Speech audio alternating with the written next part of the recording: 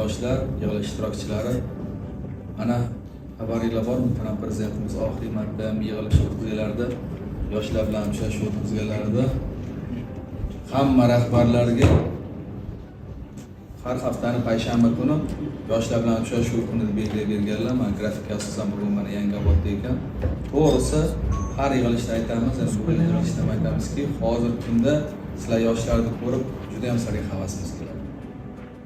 Yana qani imkoni bo'lsa deymiz, biz yoshligimizda ham sizlarga berilgan imkoniyat, sharoit hamma shu qilib berilgan bo'lganda, biz yana qaytadan o'tib, u yerda chet tillarini o'rganib, berilayotgan imkoniyatlardan keng foydalangan holatda hammasidan qilgan bo'lardik.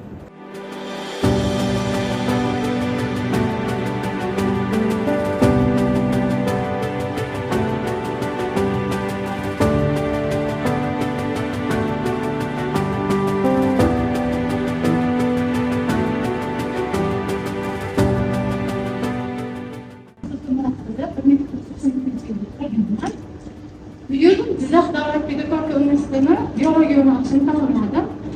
Yo'nalishim mutaxassisligim bo'yicha ishga joylab qolsangiz degan. Qayerda ishlash niyatingiz bor o'zi? Maktabda. Qani maktab bormi, ta'lim bormi? Bormi yo'qmi? Sentyabrdan borib, dars berib, o'qituv sifatida bo'lish kerak. Men sentyabrda kelib, aynan qaysi maktabga joylashganini aytasiz, faqat ishlar o'zimda bir.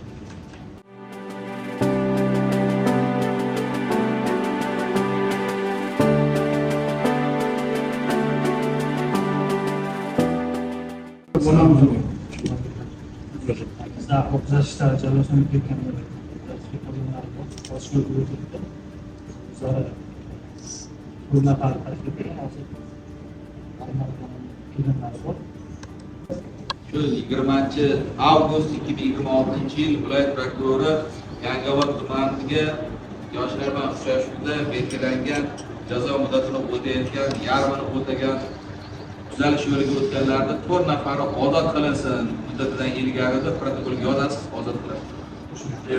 Rahmat.